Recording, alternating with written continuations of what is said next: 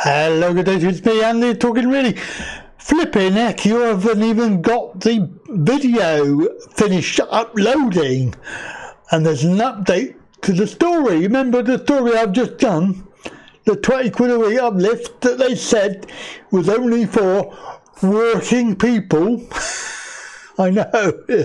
So this story has come out. It's in Disability News Service. And we're going to have a look at it right now. Absolutely amazing. A legal action has been launched over the blatant discrimination.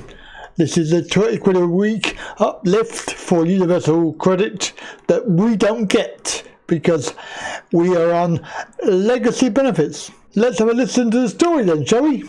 Two disabled people have launched a legal action against the Department for Work and Pensions, DWP, over its failure to offer recipients of so-called legacy benefits the same £20 a week benefit increase given to those on universal credit.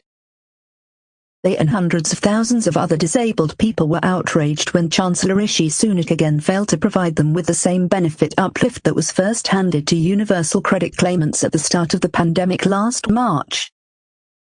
Instead, Sunak used last week's budget to extend the uplift to those on universal credit for another 6 months. This means that an estimated 1.9 million disabled people will continue to miss out on the £20 a week payments. The two campaigners have secured legal aid for their claim for judicial review of the failure to extend the uplift to those on the out-of-work disability benefit, employment and support allowance, ESSA. They are arguing, through legal firm Osborne's Law, that the government's decision has unlawfully discriminated against them as disabled people, under the European Convention on Human Rights. One of the two claimants has requested anonymity, but the other, Philip Wayland, from Essex, told Disability News Service, DNS, that he believes the failure to extend the uplift was blatant discriminatory policy. He said, "Their claim is we have put our arms around the most vulnerable people, when they have categorically not done that. After 10 years of it, that is what pushed me into it, because I have had enough. It was an accumulation of the last 10 years, feeling as though we were being treated as second-class citizens, of years of feeling ignored and treated badly."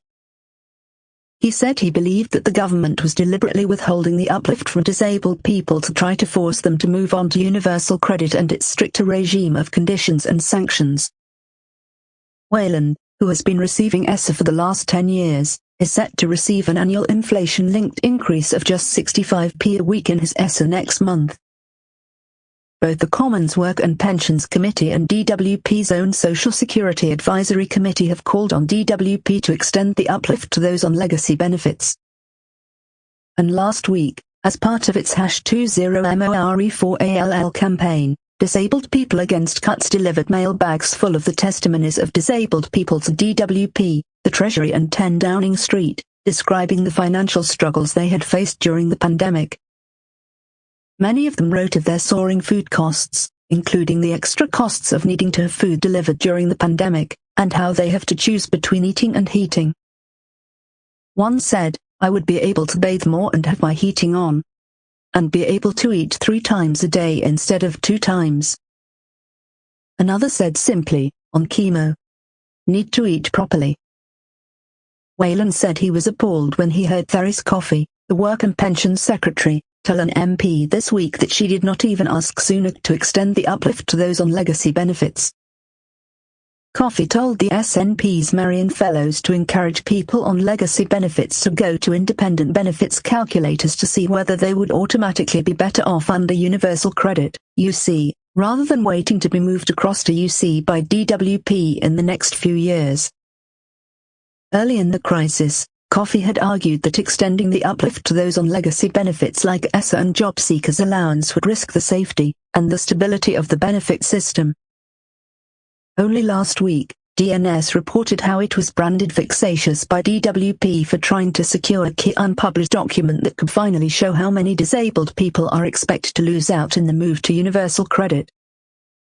The most recent DWP Equality Impact Assessment, published nearly a decade ago, in November 2011, suggested that the number of disabled households gaining financially from universal credit would be at least matched by the number losing out, with about 800,000 households in each group. with disabled people who are out of work particularly likely to lose out.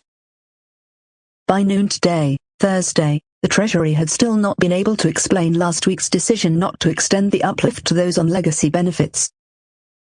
A DWP spokesperson said the department could not comment on ongoing legal proceedings, but he pointed to the comments made by Coffey on Monday, and similar comments by fellow DWP Minister Wilkins, who said the uplift had been introduced to support those facing the most financial disruption due to the pandemic. So there you go, good news, and hopefully they will get a result for everybody, because this is for everybody on legacy benefits. It's fingers crossed. Anyway, that's it for today. Have a good day. Catch you next video. Bye for now.